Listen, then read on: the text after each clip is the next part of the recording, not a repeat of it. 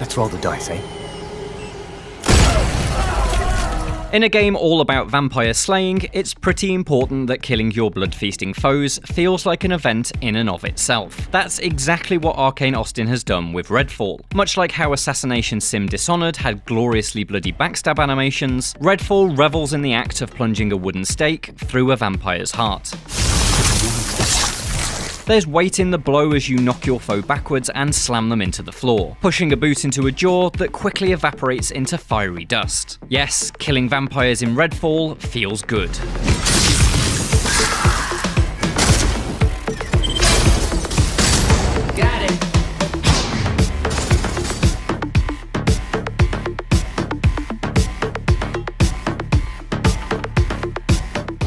At a recent hands-on event, I played around 90 minutes of Redfall, which gave me the first taste of something akin to a Far Cry game made by Stephen King. It's an open-world shooter set in modern-day Massachusetts, filled with gothic small-town vibes, fanged horrors, and a buffet of activity types. That means Prey and Dishonored developer Arcane Austin is operating in uncharted territory. Redfall is very different to the studio's other games, and initially feels a lot more conventional. A freely explored map with safe houses, enemy camps, side errands, and tier-graded loot. Check, check, check, and check. But the more I played, the more I saw of what I'd expect from the historically ambitious developer. The island town of Redfall has clever environment design that's engineered to complement your skills. The enemy AI is there to be toyed with, allowing you to bait your foes into traps. And every second room I entered felt staged to tell a story. Redfall definitely is an Arcane game, just not the one I expected. The demo began midway through an investigation into Dr. Addison, a physician turned vampire god known as the Hollow Man. I was to search his mansion, a ransacked estate that appeared frozen in time mid-explosion, in the hope of discovering something that may weaken him. Of course, said mansion was crawling with enemies, both bloodsuckers and the humans who work in service to them. It was a classic infiltration setup that had much of what you'd expect of Arcane's work in this field. Patrolling cultists guarded the perimeter, CCTV-like vampires lurked on the building's roof, and there were multiple entry points to choose from. He lived in a bloody mansion.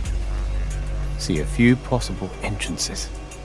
Inside, the route to my objective was spelled out only with clues, and so exploration and close reading of the space is mandatory. It soon became clear that to find what I was looking for, I needed to replace 3 characters missing from Addison's daughter's dollhouse. After scouring the house and finding the little figures I needed, I was transported back to a period where the mansion was tidy, unexploded, and Addison hadn't gone full vampire mode. In this timeline, which felt like a simpler, less fantastical version of Dishonored 2's Crack in the Slab in the way it repurposed the location to tell its story, I watched apparitions play out a tragedy between Addison and his daughter. It's a tale I won't spoil here, but one that reveals the vampire god's weakness, and presumably will help me burn him out of existence in a later mission. Of course, Redfall isn't all about rebuilding creepy dollhouses and reliving children's trauma. As mentioned earlier, it's also very much about sending vampires to hell in very cool ways. Your arsenal comprises a bunch of conventional firearms, shotguns, pistols, assault rifles and the like, as well as a variety of DIY weapons designed specifically for vampire hunting. The selection I've used of the former feel heavy and powerful, but even those with the highest stats are unable to truly eliminate a vampire. Bloodsuckers downed by regular guns will reanimate a few moments later,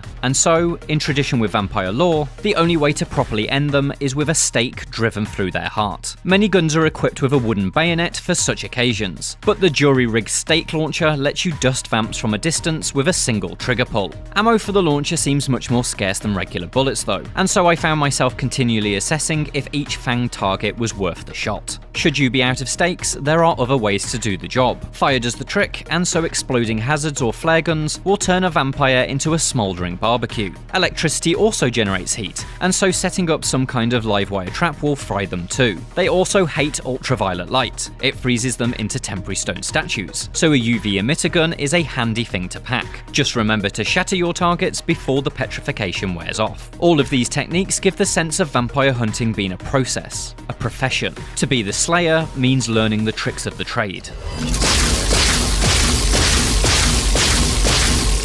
Each of Redfall's 4 playable protagonists are equipped with unique skills to help with that process. For this session, I played as Davinder Crowsley, a quippy British cryptozoologist most obviously built around being a modern-day Buffy. His arc javelin is an electrified spear that can chain bolts of lightning around a group of enemies, and scoring a perfect throw with it feels immensely satisfying. The Blacklight, meanwhile, floods a wide area with UV light for quick crowd control. They were useful in my single-player demo, but are abilities I'm excited to use as part of a co-op session. I'm interested to see the results of experimentation with a combination of different characters' skills. My favourite of Davinder's gadgets is his translocator, a frisbee-like device that teleports you to wherever it's thrown. It's Redfall's closest answer to Dishonored's blink ability, and it quickly became my most used tool, letting me access out-of-reach open windows, flank enemies, appear behind guards for takedowns, and bypass grids of laser trip mines. It also helped just getting around. While Redfall's map seems much smaller than those in most open-world shooters, there's still a lot of ground to cover, and being able to throw the translocator over houses, streets and fences was very handy for exploring the town.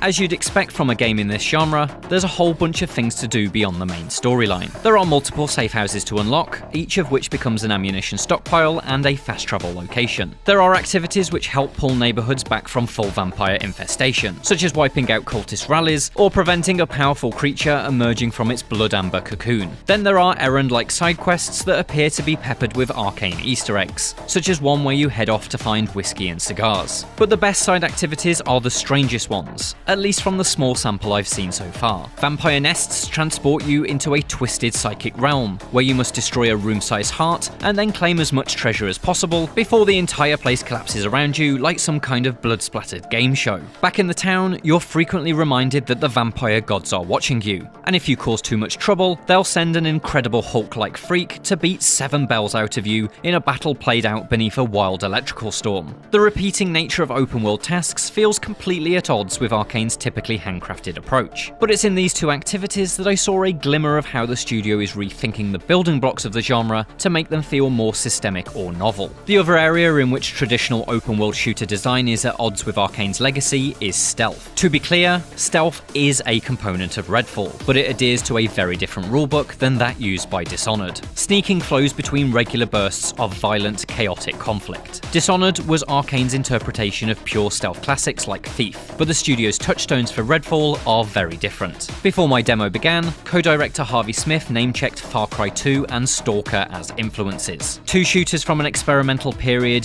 years before the likes of Gearbox and Ubisoft established the largely unwavering open-world FPS formula. If Arcane Austin can bring its own version of the kind of innovation those games did back in the early 2000s, then Redfall could well inject a static genre with some long overdue excitement.